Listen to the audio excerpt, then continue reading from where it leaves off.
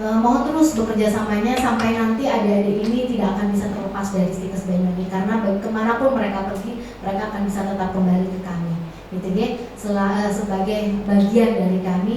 Dan saya berharap apapun yang tidak enak pernah dirasakan di Stikes Banyuwangi, tolong sampaikan kepada kami.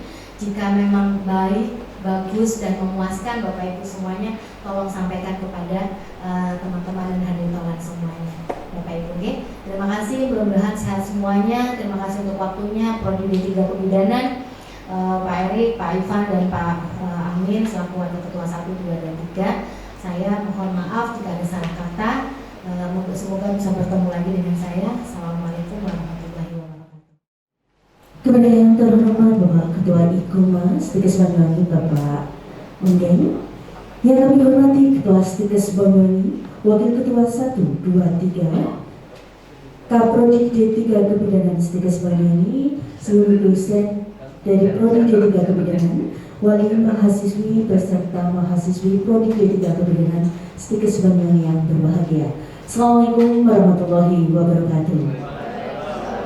Selamat pagi dan salam sejahtera bagi kita semuanya. Puji syukur kehadirat Allah Subhanahu wa taala pada kesempatan hari ini, hari Selasa tanggal 14 Juni 2022, kita dapat berkumpul di ruang rapat Stikes Banyuwangi dalam acara evaluasi pembelajaran dan persiapan kelulusan Prodi D3 Kebidanan Stikes Banyuwangi tingkat 3.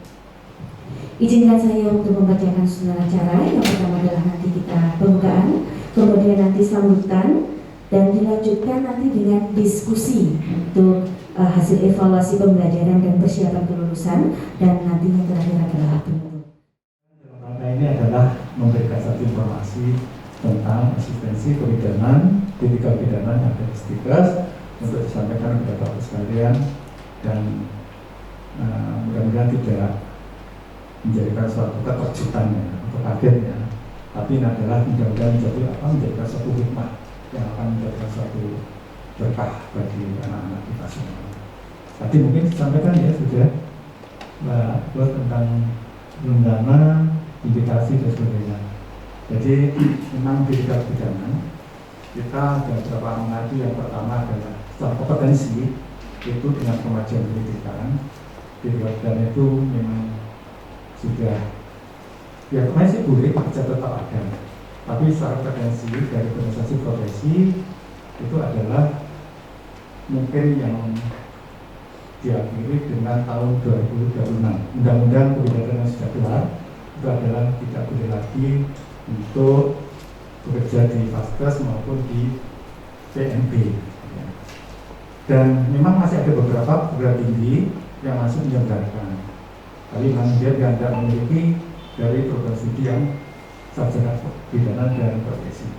Nah kami ada beberapa waktu lalu hampir semua pendaftar itu adalah hampir memilih yang terbaru dan kata saya ketiga ini adalah memilih di sarjana kebidanan dan profesi. Berarti di tiga hampir sudah tidak ada. Dan ini yang anak kita ini adalah yang terakhir ya.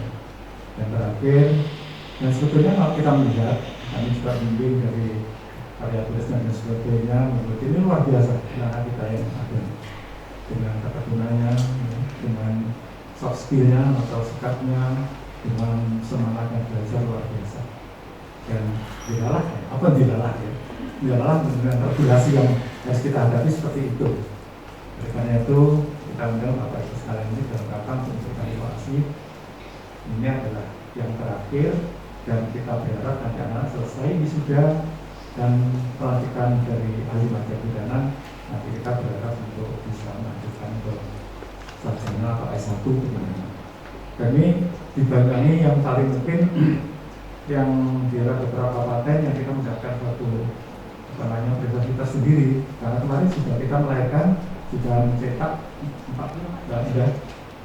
39 yang profesi, dan ini sekarang yang S1 atau profesi pidana yang reguler itu angkatan ke-3 ya, 3, dan yang non reguler itu sudah angkatan yang pertama.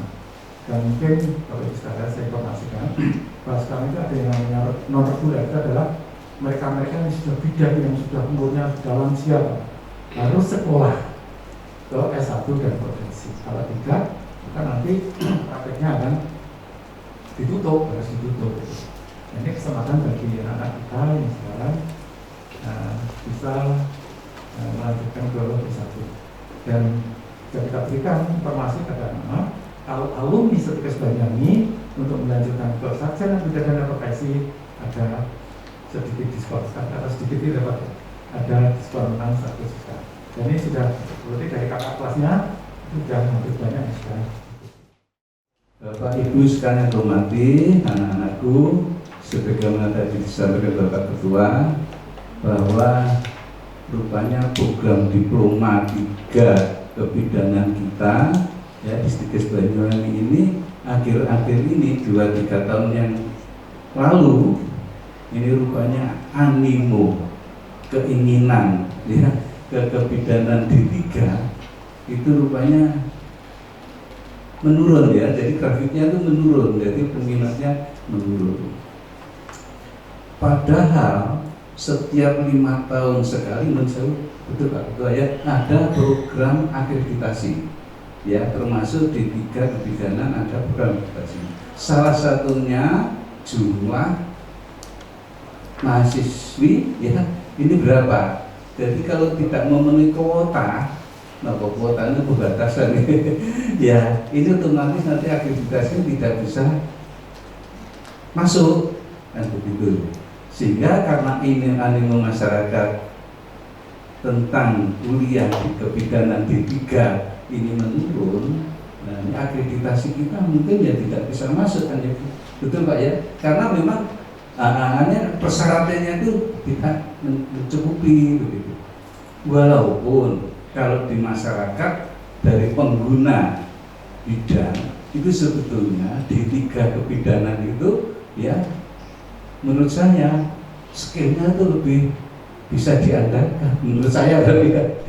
Karena apa? Ini anak-anakku mahasiswa ini ya ini setiap hari praktek terus ya, praktek terus. Jadi ini setiap hari praktek terus, sehingga skillnya, kepinterannya, kemampuan untuk melaksanakan urusan kebidanan ini lebih mumpuni ya dari D3. Jadi karena itu merupakan program vokasi, D3 vokasi, jadi ini siap pakai dan handal menurut saya begitu. Tapi itu tadi karena animo masyarakat yang demikian itu masih menganggap ya tidak tahulah karena mereka punya anggapan sendiri-sendiri. Terus yang berikutnya untuk ini kalau tolong nanti dikoreksi kalau mungkin yang salah. Kalau tidak salah untuk buka dan praktek mandiri itu harus statusnya di S1 profesi ya, di profesi. Jadi D3, kelulusan D3 itu belum bisa Pak ya, nggak boleh kalau belum.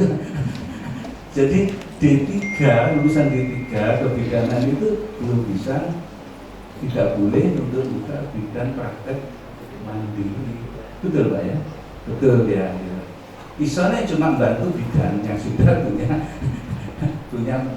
punya profesi kan gitu ya, atau dokter pidana dan sebagainya. Kegiatan hari ini memang sifatnya adalah penting karena nantinya banyak informasi yang akan kami sampaikan Bapak Ibu terkait dengan mahasiswa tingkat 3 terkait dengan proses evaluasi pembelajaran sampai saat ini, prosesnya sampai mana sesuai dengan kalender akademik, dan kemudian nantinya untuk persiapan mahasiswa juga dan persiapan untuk ujian kompetensi nantinya seperti itu. Nah, ini tadi yang disampaikan dari Bapak Ketua terkait dengan regulasi perundang-undangan yang terbaru, bahwa memang Undang-Undang Nomor 4 Tahun 2019 bahwa memang untuk diploma 3 ini kan bagian dari pendidikan vokasi. Kemudian lulusan vokasi atau diploma ini harus melanjutkan Bapak Ibu ke jenjang pendidikan sarjana dan profesi.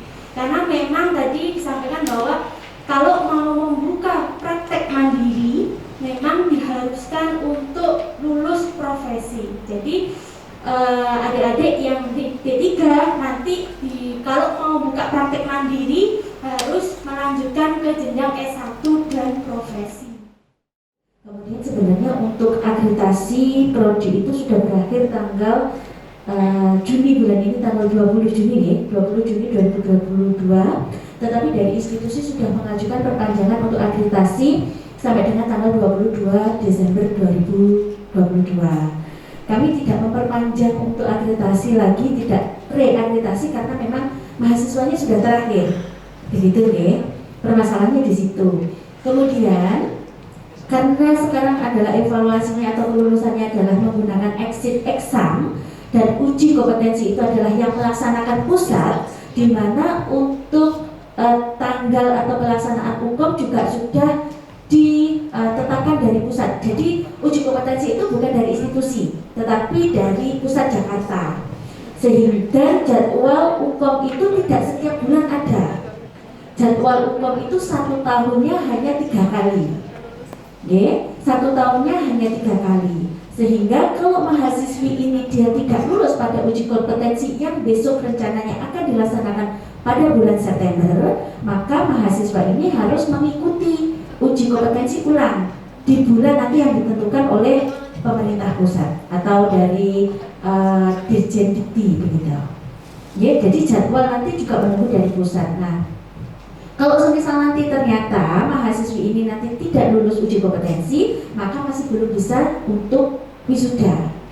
Nah, kalau belum wisuda kan berarti belum dinyatakan lulus. Kalau belum lulus kan berarti statusnya masih mahasiswi. Sedangkan akreditasi kita selesai bulan Desember, sehingga nanti takutnya kalau ini nanti tidak lulus, pada saat mahasiswa lulus tersebut pada saat mencari kerja nanti untuk akreditasinya suratnya sudah nggak bisa digunakan.